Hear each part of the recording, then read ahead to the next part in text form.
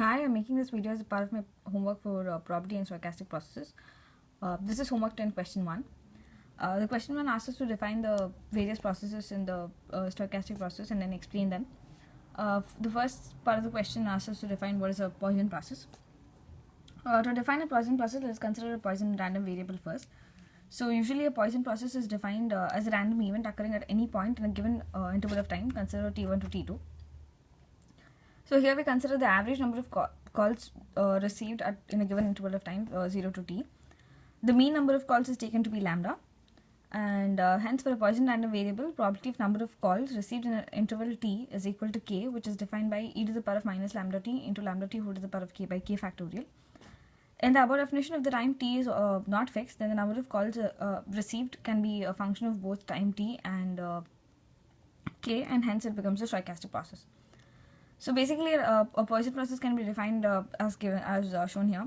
So we take a random time interval between t2 to t1, and the probability of receiving a call at time interval 0 is taken as x of 0 is equal to 0, and x of t1 minus x of t2 is the number of calls received in the interval t1 comma t2. The probability of x of t1 minus x of t2 will be k, which is e to the power of minus lambda into t1 minus t2 into lambda into t1 minus t2 whole to the power of k divided by k factorial.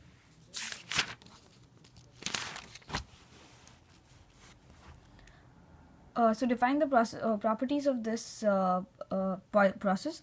So the mean for Poisson process, the eta of t is lambda into t, and the autocorrelation r of t1 comma t2 is lambda square into t1 t2 plus lambda into minimum of t1 comma t2. The expectation e of x of ta minus tb into x of tc minus td is equal to lambda square ta minus tb into tc minus td. The second question asks us to define Poisson increments.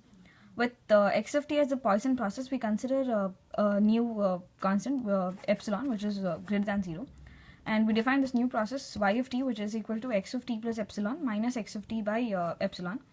So the distribution density for it will be p of y of t is equal to eta by epsilon, where eta is the mean, so which is nothing but p of e into y epsilon into y of t, which is which will give us n.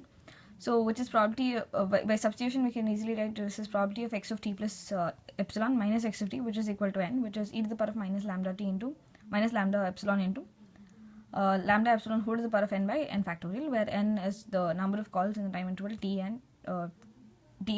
and t plus epsilon.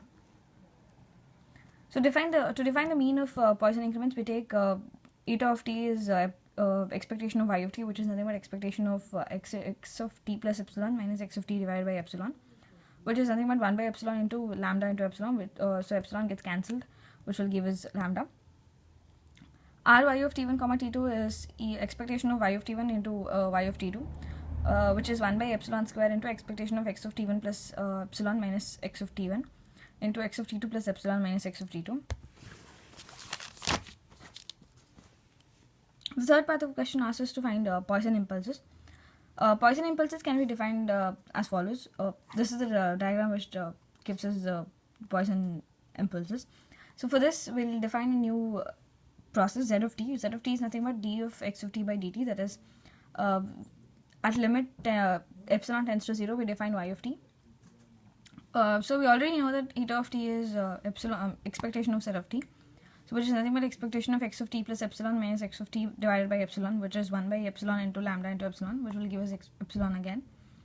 So for autocorrelation, rz of t1 comma t2 is nothing but limit of epsilon tends to 0 ry of t1 comma t2, which is lambda square plus lambda into delta of t1 minus t2. The fourth part of the question asks us to find semi-random telegraph signal. So basically, a telegraph signal is considered to be is derived from already a defined process. So what we do here is basically take a already defined process and then assign either +1 or -1 based on the output at every interval. So if your interval has even number of calls with a variable k, so then it will be assigned with 1, and if it has odd number of outputs in any given interval 0 to t, it is assigned as -1. So that is basically the semi-random telegraph signal, defined as x of t is 1 if k is even and x of t is -1 if k is odd. So the probability mass function P of x of t is equal to minus 1 is nothing but P of x being odd in the interval 0 to t, which is e to the power of minus lambda t into if we substitute an odd number for all the various expressions, you'll get e of minus lambda t into lambda t plus lambda t whole cube by 3 factorial and so on, which is nothing but e to the power of minus lambda t into sine h lambda t. So P of x of t is equal to 1 is probability of even number of calls, which is P of e to the power of minus lambda t into 1 plus lambda t whole square by 2 factorial plus lambda t whole to the power of 4 by 4 factorial and so on, which is e to the power of minus lambda t into cos h lambda t. The mean is taken as expectation of x of t at 1 into probability of x of t being 1 plus expectation of minus 1 into probability being minus 1, which is nothing but e to the power of minus lambda t cos h lambda t minus e to the power of minus lambda t sin h lambda t. So using this already known expression, we can substitute it to be e to the power of minus 2 lambda t.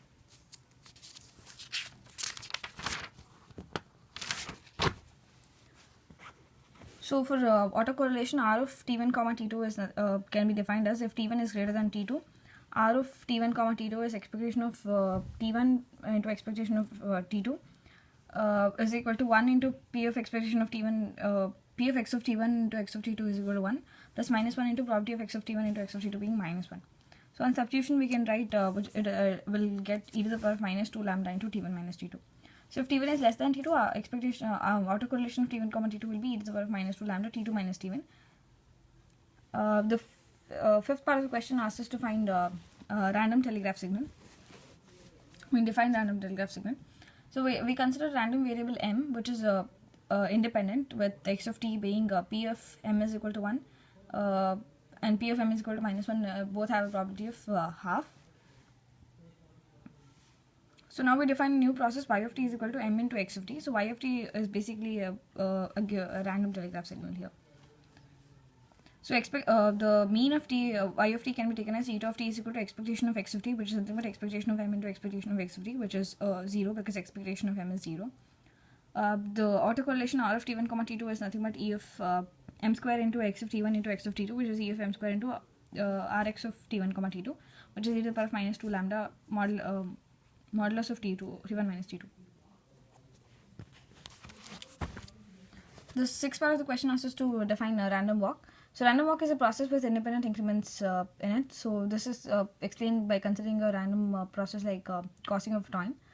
So for every head, we increment the output by 1. For every tail, we decrement the output by 1. So it's nothing but the output either keeps increasing by 1 or decreasing by 1 based on your outputs in the particular time interval.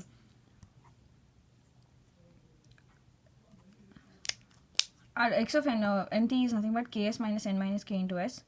Here k is the number of heads that we got as an output, and n minus k is the number of tails we have got in output, and n is the total number of trials.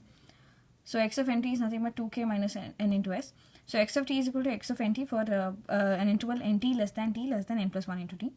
So probability of x of n of t being r into s is probability of 2k minus 1 is equal to r, which is probability of k is equal to n plus r by 2, which is n plus r by 2 into 1 by 2 to the power of n. So we consider a random variable t is equal to it. Define y of I as another random expression, which is s if the output is head and minus s if the output is tail. So expectation of y of I is 0, expectation of y of I square is s square, and expectation of y of I into y of j is equal to 0 if I is not equal to j, and x of nt is equal to summation of I is equal to 1 to n y of I. The second part of the question asks us to define a Wiener process. Wiener process is a limiting process of random walk. It is an independent increment process itself. So in Wiener process, w of t is a limit of x of t, where x of t is a random walk. At limits s tends to 0, t tends to 0, and n tends to infinity. For a random walk, e of expectation of x square of t is nothing but expectation of x square of n into capital T, which is ns square for an interval as defined here. So for Wiener process, e of w square of t is limit of e of x square of t, which is limit of ns square, which is on substitution, which will give us alpha into t, where alpha is a constant here. So for the mean NW of t is expectation of W of t, which is like limit of expectation of x of t, which is again 0. Autocorrelation RW of t1, t2 is limit of minimum of nt, mt into s square by t, which is minimum of t1, t2 into alpha, where alpha is again a constant.